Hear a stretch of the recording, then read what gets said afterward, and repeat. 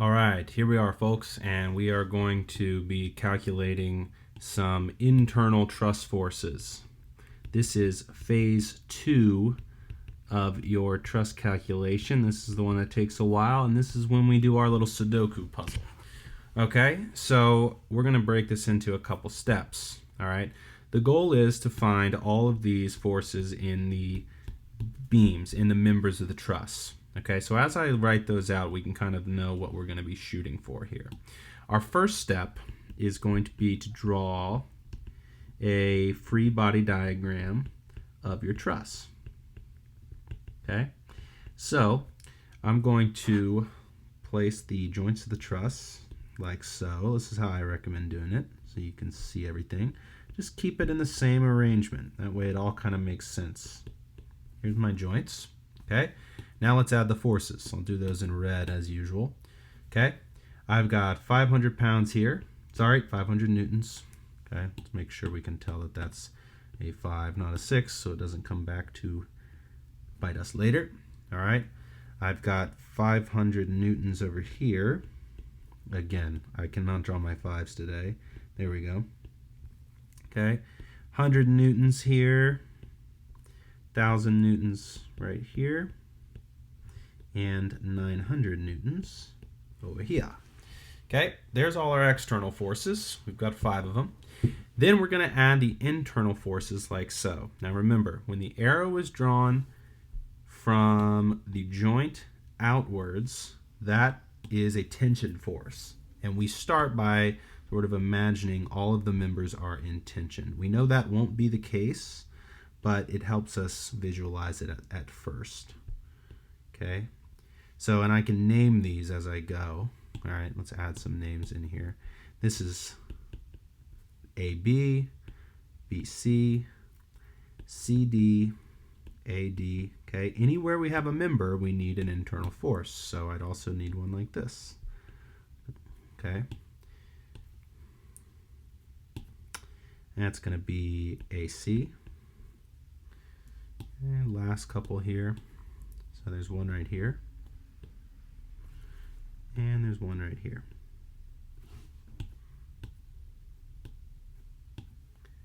Oop. CE. DE. DE, a great class some of you might register for today.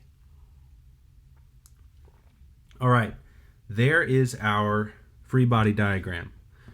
We got a lot to solve for. Look at all these. 1, 2, 3, 4, 5, 6, 7 forces that we need to solve for. Let's go ahead and write those up here so we know where to put them when we're done.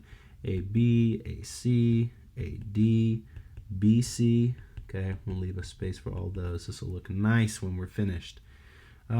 CD, CE, and DE. Okay, we have a bunch of forces we need to solve for.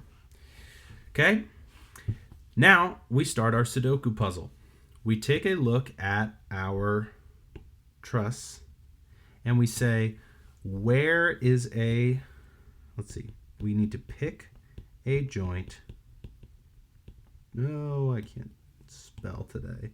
Pick a joint we can solve. Okay, this is step 2. Now, a lot of times we look at joint A. It just often happens to be a nice joint to solve for. I would say in this case it's not, because look at all of these forces we don't know. This is 3 unknowns. We don't want to deal with that. Okay? We need a force that has some numbers in it, so we have something to work with, but has not as many unknowns. So I might shoot for, can you guess what it is? Joint E. Look what we have.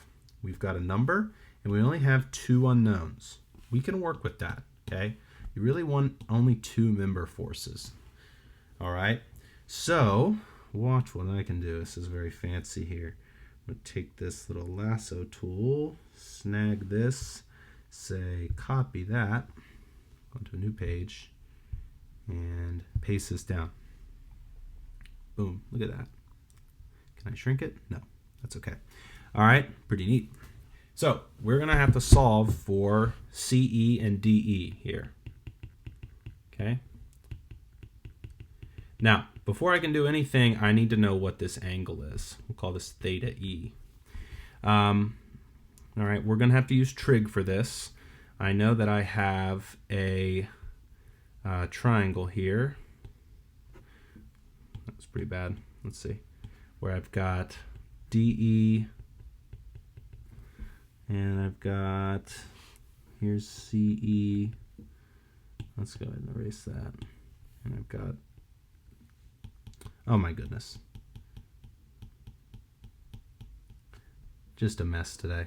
Well, it doesn't matter. Let's just draw the triangle, okay? We have this and this. Okay, I need to know what is this height right here, and that's going to be 12. Okay, so here's 12 meters. And I need to know what is this length. I can see that it's 8 meters. So now I can solve for theta E. I'm going to use tangent, right? Tan is opposite over adjacent. So tan of theta E is equal to the opposite, 12 meters, over the adjacent, 8 meters. So if I use a little tan inverse of 12 over 8, let's try my, let's see if I can slide over. Got a calculator here, 12 divided by 8, it's going to be 1.5, and I should be able to take the tan inverse of that, 56.3 degrees. That is my theta E. Okay, let's go ahead and add that into our diagram here. That'll help us out. There we go. All right, 56.3 degrees. We're looking pretty good so far. Now I need to solve for either CE or DE. Okay. I need to pick which one I want to do, and I'm going to solve these with static equilibrium. Okay, sum of all forces in the x direction, sum of all forces in the y direction. Do I want to do x or y first? In this case, I want to do y, because this force that I know already is a y force, so it wouldn't make any sense to start with the x force because I don't know any information. Okay, so let's look at my y forces. Okay, sum of all y forces equal to 0. So I've got 900 newtons. That's going up, that's going to be positive, plus a y force that is the y component of CE. Look at CE. It's not straight in the vertical. Okay, it's up and to the left, meaning it has a y component and an x component. So we want to know CEY, and that's going to be equal to 0. Those are my only two y forces. So I can solve for this CEY. Now, what I really care about, though, is CE. Okay, I don't really care what CEY is. But if I use my handy-dandy trig, right, now I have a component vector situation where I have CE. Okay, here's CEY, and here's CEX. Here's my angle, which is 56.3 degrees. And I know that if I took the sine of that angle, I would get opposite over hypotenuse, CEY over CE. So CEY is equal to CE sine, gotta zoom in, 56.3. Okay? So I'll go ahead and plug that in. 900 plus CE sine 56.3 equals 0. I've got to subtract 900. CE sine 56.3 equals negative 900. CE equal to negative 900 divided by the sine of 56.3. And if I do that, oh my goodness, negative 900 divided by, let's put a parentheses, sine of 56.3. Oh my goodness, I got an error. Hold on. Let's say 56.3, take the sine, and let's do 900 negative divided by Can I do my answer? I can't. Oh my goodness. Learning how to do this calculator here. No, that's not what I want. Try it one more time. 900, you've probably already got this at home. Negative divided by 56.3 sine equals, there we go, negative CE equals negative 1081.8 newtons. All right, and just to be clear, I'm going to make sure that's correct. Negative 900 divided by sine 56.3. I'm just punching this in my computer calculator, and it is right. All right, so we got our first answer, and I can already tell this video is going to end with disjoint because we're getting too long here. All right, so I know CE is negative 1081.8. Now, it's negative. That means I have compression. I have compression, not tension. So I need to switch the direction of this arrow. Remember, negative is compression, positive is tension. So come back to my diagram here, and I need to change this. This is no longer accurate. This force is pressing out, and I also know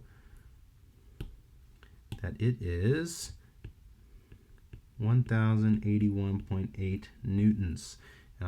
Leave it as positive. I'll just put a negative sign so I don't forget. All right, let's keep it red. Negative 1081.8. Got to cram it in there. All right, we found CE. That's good. Now I need to find DE. Well, I need to take, this page is looking messy. Okay, let's do static equilibrium in the x direction. What are my x forces? Well, DE is a perfect x force. It's right at the 90-degree angle. That's good. That makes it a lot easier. The other x force is the x component of CE equals 0. Now, I already did this little spot of math up here where I found that the y component of CE was equal to CE sine 56.3. The x component of CE, CEx, would be equal to CEx would be equal to CE times the cosine of 56.3. Cosine is adjacent, let's see, adjacent over hypotenuse. That's where I'm getting that.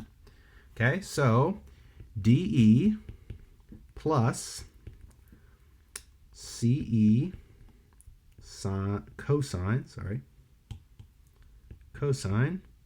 56.3 equals 0. Let's plug and chug. DE plus negative 1081.8 times the cosine of 56.3 equals 0. So let's go ahead and multiply that out. 1081.8 negative times 56.3 cosine. Okay, and that's going to mean we get DE essentially minus 600 equals 0. So DE should be a positive 600 newtons. So that means it's in tension, 600 newtons. And we found both our answers here. So I can come back over here. I can take this right here. And I know this is now 600 newtons. Okay. Erase this out here. 600 newtons. All right. And look what we've got. We've got 2 of our 7 found. We're going to pause this video here, and we will pick up in the next video where we find at least some of the other 5. All right. Thank you for watching.